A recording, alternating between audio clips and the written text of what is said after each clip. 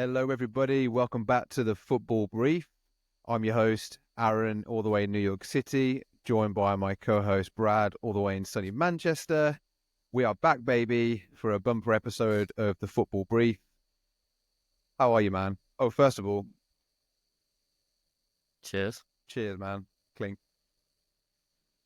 How's tricks? How am I? I'm good. I'm on the back, on the back of a 5K run. That was nice. It's cold here. We're talking like 5, 6 degrees. Whoa.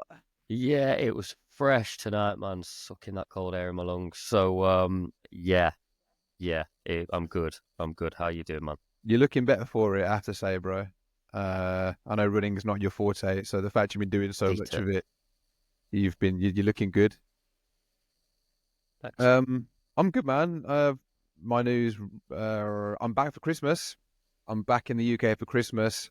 Whoop, whoop. And it's been a bit of a heavy week over here with all the election stuff. So, I mean, I'm not going to go into it, but it's been pretty heavy. So, yeah. If you want to hear about that, tune into our sister station at The Times. Yeah. No, so no, I'm all good, man. Good. Just before we get started, a quick message from the Football Brief. So Tony Mowbray, the manager, former manager of Birmingham, Blackburn, West Brom, Coventry, Middlesbrough, he announced there that he's hoping to get back into management after the toughest year of his life. He's been battling bowel cancer, which I didn't realize, and I know he's a fairly popular figure in the game. I know we've got Middlesbrough fans that we know who were very keen on him when he was the manager there. So just speedy recoveries to Tony Mowbray from the Football Brief, and we hope to see you back in management as soon as possible. So today's episode, we're going to kick off with brief opinions. I've got 2 opinions that I want from you, and I think you've got 2 for me. We will then delve into a brief discussion, and then we're going to end this pod on a couple of hot takes or a hot take each. So we will start off with brief opinions. Do you want to go or shall I go? Yeah, I'll jump straight in. So it's all over the headlines in a minute. The title race. Have Liverpool won the league already? No context needed. Due to my bit of a teaser. Due to my hot take, I'm going to say no, they haven't won the league already. Okay, and why do you think? But they're looking good. Do you think it's because City still have to play them twice, so there's 6 points up for grabs there, or do you just think they'll drop off? Because if they win every game, conceivably, maybe bar one game against City, they'll win the league, right? Yeah, in theory. I can't see Liverpool winning every game. I know at the minute it's all looking very rosy and beautiful over there, but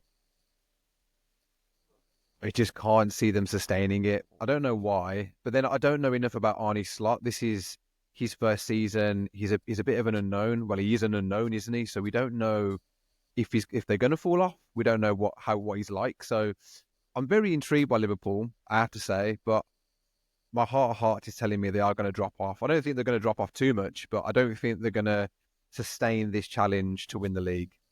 Okay. So my brief opinion for you is Steven Gerrard has been tipped by Danny Murphy for a stunning return to Rangers amid his struggles in Saudi Arabia.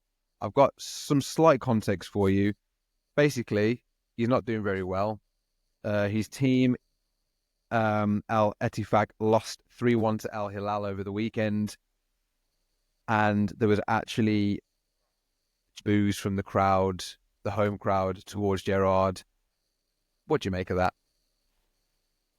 Look, for me, Stevie G, we know why he went there. It doesn't surprise me. Rangers are in an absolute state of it at the moment. You've obviously got Aberdeen doing bits, Celtic, the usual strong sells at the moment. So yeah, I mean, he did well there, didn't he? I think did he not win them? He won them a title. He stopped Celtic again 10 in a row, if I remember correctly. I don't rate Stevie G as a manager. I think you as a Villa fan will agree with that. So Have you raised that part of Villa's history out of my life. I've erased it. Yeah, it wouldn't surprise me if he went. Doesn't even excite me really as a headline. I think Gerrard's found his level at Rangers, hasn't he? Scottish League seems to be his level. Although if he does get sacked from El Atifak, he gets a nice 15 million. I think he's getting 15 million a year. So he's one of actually the most decorated managers in the world. So he'll get a nice payout if he does go. 15 million quid for being rubbish at your job. Wow. But I think he's contracted for another 2-3 years. So it'd be more like 30 to 45. Ridiculous. But yeah, so Steven Gerrard still not pulling up trees. Just stop, Stevie G. You're a great player. Stop trying to manage, man. Please. Right, my next one I'll jump in with you at is, are English managers dead out, basically? Are we now in just pure foreign manager dominance? And to give you context, in no particular order, I take the top 8 teams. Okay. And the managers are as follows. You've got Maresco at Chelsea, Arnie at Liverpool, Nuno at Forest, Unai at Villa, Pep at City, Arteta at Arsenal, Hazeli or whatever his name is at Brighton, and you've got Silva at Fulham. 1 second. For those who are listening and not watching, Brad's just putting on his spectacles so he can read the paper. What's his name? Brighton manager? Hazeli. You know, I don't even know. What's his name? Hazeli or something. Hazeli. I mean, it's irrelevant. He's good. So anyway, the Brighton manager, So yeah, that's the top 8 teams, all foreign managers. Mm-hmm. Are we just being dominated by foreign managers now? Is English management a dead act? And evident by the fact, which will lead us on to one of our topics later, is that England have gone out to a foreign manager, Tuchel. So what are your thoughts? Yeah, interestingly, I think again, actually, it was the overlap. Was it the overlap? It was something, and they were talking about... They need to start paying us, man. Yeah, I know. We keep plugging with them. With our 500 views on our shorts. Woohoo! I know, yeah. You got to start somewhere. I was hearing, it might not have been the overlap. Anyway, I heard someone was speaking about English managers and was saying that they're actually quite lazy. I didn't understand what they meant fully initially, but then when I think about it, I don't know if it's lazy. I just don't think the pathways are quite good enough here at the minute. I think there's a lot of work that needs to be done on all forms of like grassroots level, whether it's pathways into management, pathways into coaching, into refereeing. Like, I just think we really struggle. And I don't know, the FA for me, which is quite archaic and old, embodies all of our systems and our pathways. And I just feel that we're quite stale in that department, and we just need some ideas, some fresh perspective on the coaching. Look, I don't know too much about the coaching and what it entails, so I could be talking a bit of waffle here, but I just feel that it just needs a whole revamp, because right now, like you just said, English managers aren't getting a look in, and the ones that are in the Premier League, they're a bit boring. And I mean that in like style of play and just how we play. And Eddie Howe at Newcastle is probably the best, but he, for me, isn't, I'm not overly enamoured with him. I think he's a very good coach. He had a good start to his tenure, but he's not exactly blowing anyone away with his style of play. It's a tough one. But I do think foreign managers are better at the minute and just have a bit more tactical nous and a bit more flair. So that's sort of my take on it at the minute. Nice.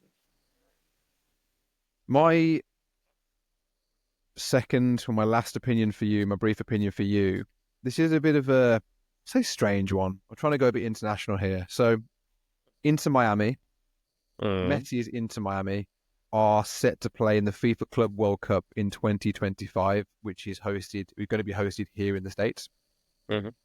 Now, Inter Miami, the fact that they've been allowed to participate in this competition has raised a few eyebrows. In the Football World Cup, in the World Cup? No, the FIFA Club World Cup. So that's basically if like your Man Cities of the world or other teams in Europe, they win certain European competitions or they win certain trophies. FIFA Club World Cup. They get put into the FIFA Club World Cup. So usually there's like 7 participants. There's going to be 32 next year. It's another big revamp from FIFA. They've increasing the game load. There's a lot of talk about why they're doing this. Mm. The interesting thing for you is I want just to give you context and you can answer. So how Inter Miami got put into this competition was that they basically won the 2024 Supporters Shield in the MLS, which is a farce. So the team that actually wins the MLS Cup didn't get invited into this, but because it's Inter Miami, because it's Messi, because Gianni Infantino, the FIFA president, is really trying to get broadcast deals and American sponsors ready for the big FIFA World Cup in 2 years' time, he has gone over to Miami and he has serenaded them and allowed them to play in this competition. It's also very funny that the first game of the competition next year is going to be in Miami, at Inter Miami Stadium. So just thoughts Who won on the MLS League last year? it's still ongoing. It's still Right. ongoing. They're in the playoffs. So Weird. Inter Miami just got knocked out of the playoffs, actually. So Inter Miami can't win the MLS Cup, but it's irrelevant because they're still going to be in this Who FIFA. who even calls their league trophy a cup? I mean, um, what do I think? Well, we all know what that's about, don't we? A few quid in the bank. Everyone cashing in on Messi. Inter Miami's Beckham's team, right? Correct. Yeah. Yeah, look, you can't hate on the boys for doing good business, can you? Let's be honest with ourselves. Married a Spice Girl, smashed it in his career, and gone on to smash it as a club owner and sports ambassador as well. So I'm not going to hate on them. Messi, I think he's coming to the end of what has been a glittering career. I think the more the fans can get to see him play, the better. I don't hate on it.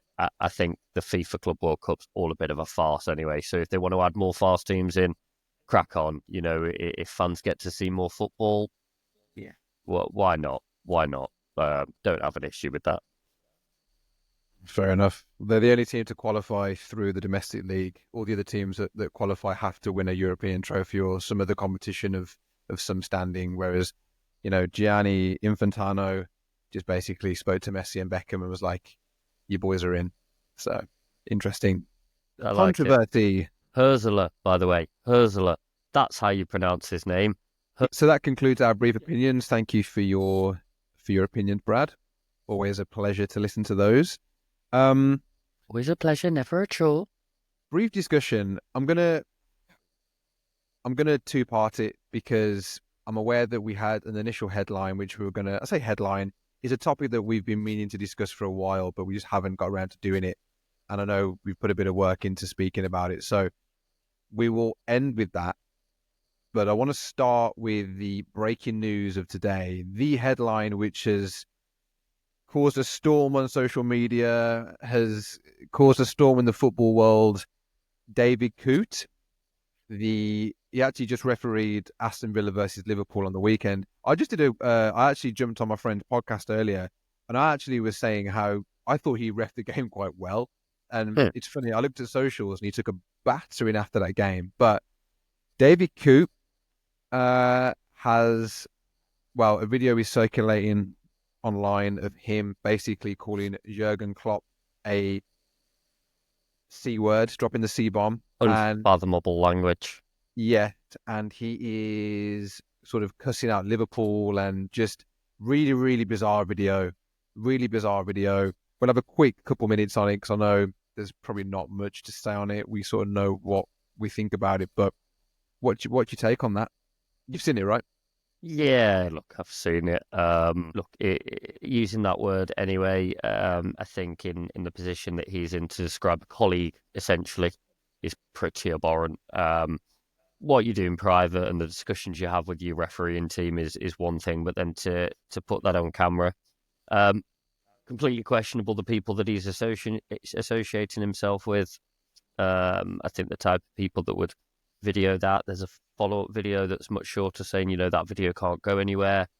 The lad he sat on the sofa with kind of confirming that, well, we're not here to ruin anyone's career. But I just think it's really naive. It's extremely childish. Do I think it brings the game into disrepute? Not really. Refs are humans. I think we'd be naive to think that they don't have teams that, they support, or likewise teams that they don't particularly like for one reason or another. What it comes down to is professional integrity. Okay. And it's whether that's in question or not. If you feel that actually there's been a sway when he's been refereeing Liverpool games, that's a different conversation. But in terms of his action itself, I don't think it's not the end of the world. I just think it's very naive of him, quite childish behaviour, and of course there's going to be consequences because you can't speak about other professionals in the game like that, unfortunately, and get away with it. He's not wrong though, is he? Jurgen Klopp was a miserable old git. He's a moaning old git, wasn't no, like I've never heard someone complain so much about early kickoffs. Just shut up and play, man. You used to win most of yeah. them anyway. Do you know what I mean? Like, God, man. No, God, he's look, hard work. I agree with you. I think look, refs are human. Of course he's going to have conversations in his own home or whoever's. Where was he? Like, in what situation do you sit No, I on know it's on a a weird sofa? sofa. You kind of question where that's Where happened. you sit on this sofa with some random guy. They both look off it, in my opinion. They Yeah, look like they're they like, look like they've had a few, don't they? yeah, a Yeah, few of something or other. I don't know what few they've had. scoops.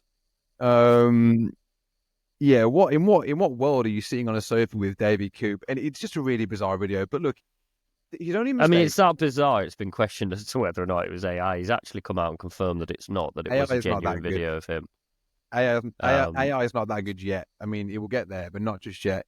It, His biggest mistake. His biggest mistake was doing it on camera. Like that's that's what foolish. I mean. Have whatever It's conversations you foolish. want in private, but it's just childish if you're The to expect that not last to thing come on out. it. Do you think this confirms unconscious bias in the game? Again, what are you going to do? Are you going to get referees in the game that aren't football fans, that hate football, that don't have any interest in the career that they're going into? Well, no, of course not. That's That'd an be so impossible. weird. It's an impossible task.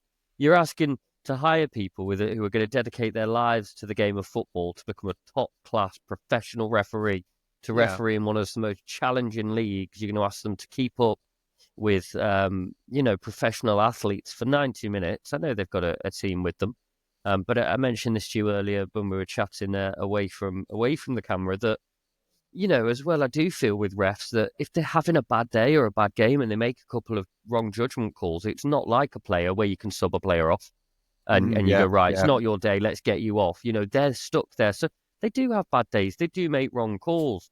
I don't like VAR, or I don't like the application that VAR has been put to. I don't think that's helped the standard of refereeing. But, I also think that they are human at the end of the day, unless you're going to replace referees with robots and AI and So completely get rid of that role, then you're always going to have some level of an unconscious bias. It's whether or not that comes into their judgment calls in the game, or whether or not they account for that unconscious bias, and almost give a bit more leniency. But also that's to do with the Premier League, and the games that they're put on as well. You have to have faith and honesty, and they're meant to declare anything like that, who they support, so they don't play then against rivals, and if they've got any other affiliations with clubs, and that could be good or bad, they're meant to declare that. I So think they do. Yeah. It's funny because Liverpool fans have been so triggered. Like on my X feed, it's just Liverpool fans trying to find old games or old clips of like moments that where David Coote's been refereeing and like they've had decisions go against them, and they're like, oh, "Oh, guys, it's like look what guys, he's get done." over it. Yeah, Get over it. Klopp's over you. Klopp's taken a new job as a sporting director. Get over the whiny Klopp era, man. You've yeah, got, yeah. You're top of the league, slot. lads and Now, lasses. You're top of the league now, so like, don't worry about it. End of the you've got the day, slot master in. Do you know what I mean? This is the slot way. he's slotted in very well, hasn't he? Wow. Oh, that was bad.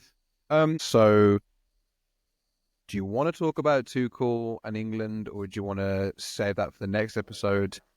Um, Yeah, save it if you want. I'm easy, bro. I'm do you want to save? easy.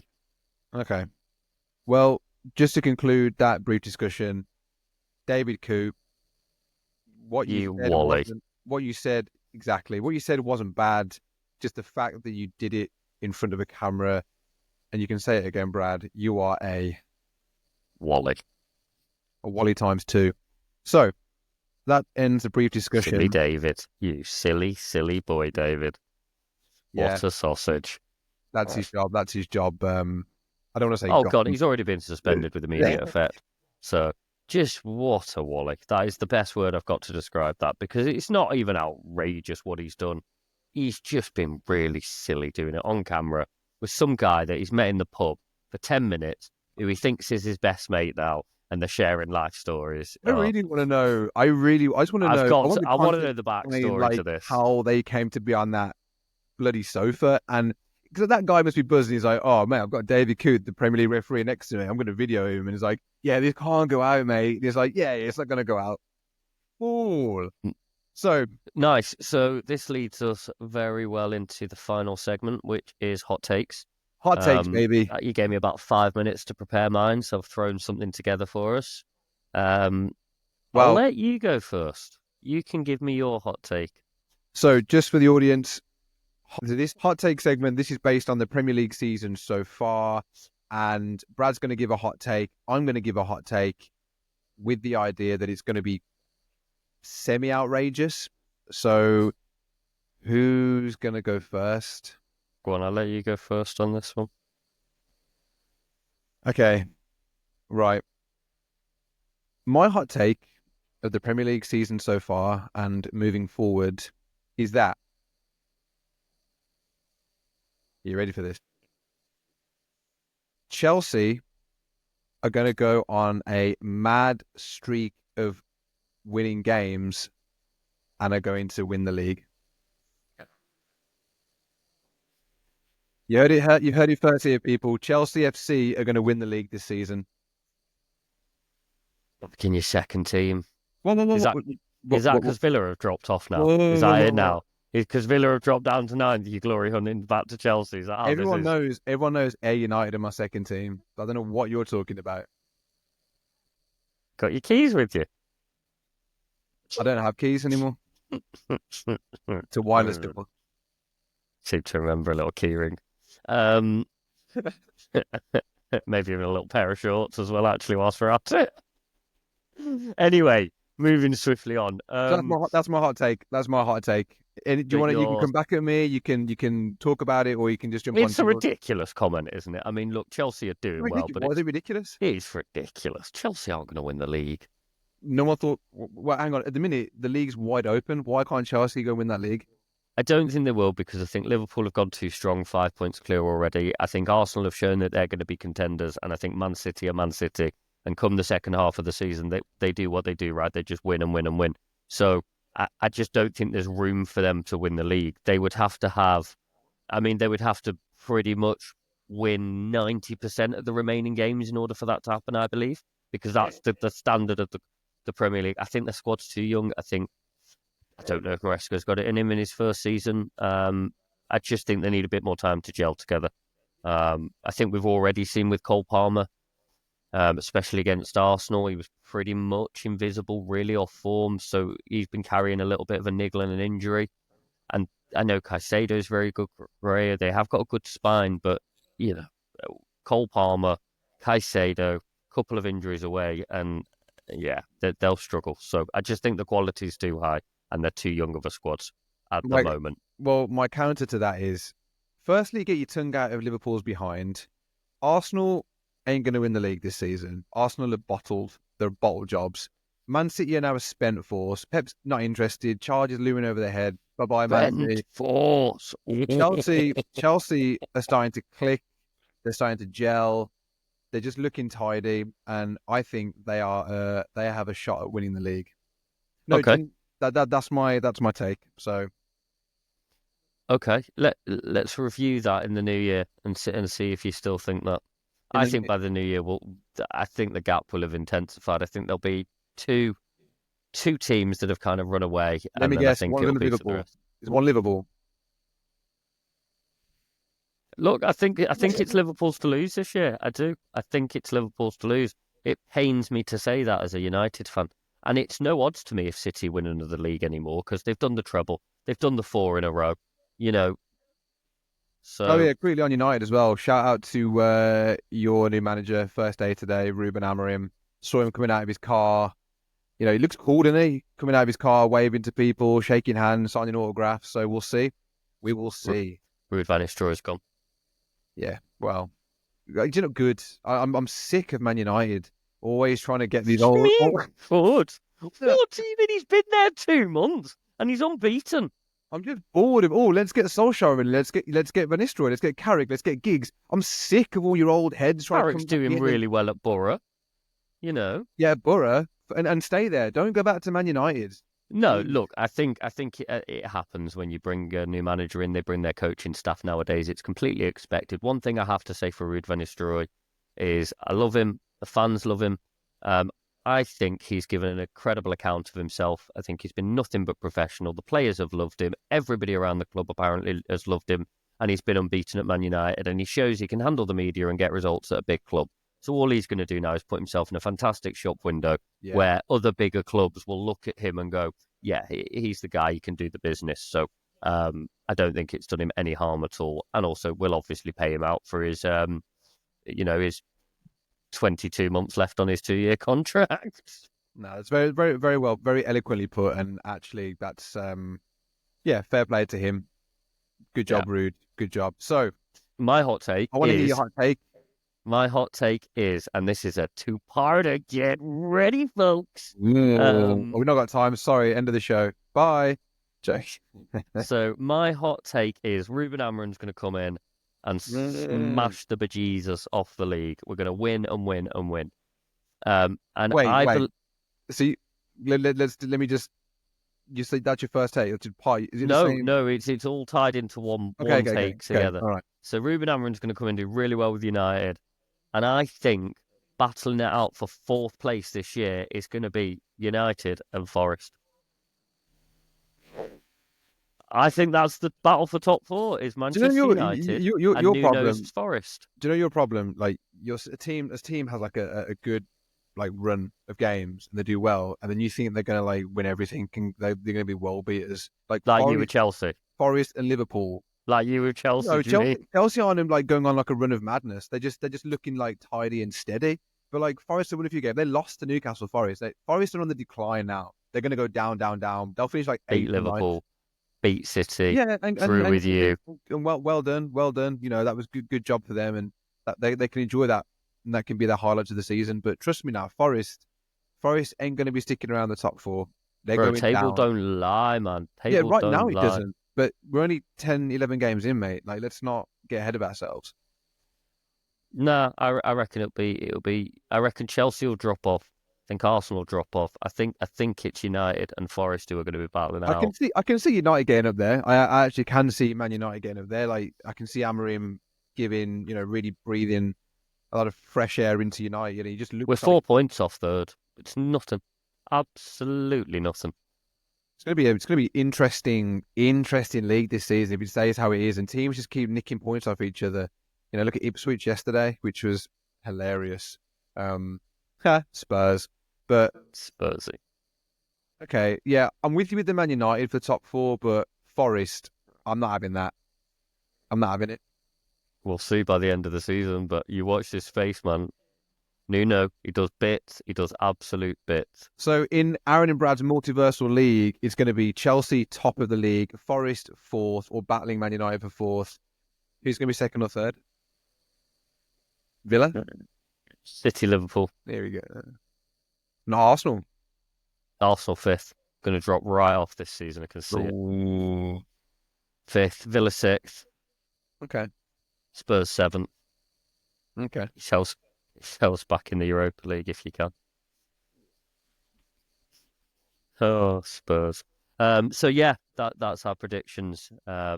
So we will review those hot takes at the start of the new year. Jan. So we're gonna get rid of this boring international break. We're gonna get stuck into the Christmas fixtures, and then we will review our hot takes from this episode at the start of New Year to see if it's looking like our predictions or our hot takes could come true. Yeah, man. Sounds good. And as always, good to chat. Nice to see you from across the pond. Yeah, it's been good, and likewise. Thank you for listening or watching. Don't forget to like, subscribe. We are now on streaming platforms, Apple Podcast, Spotify, and obviously the usual YouTube, TikTok, all that. Like, subscribe, comment away. And as always, pleased to brief you. Stay safe, people. Stay safe.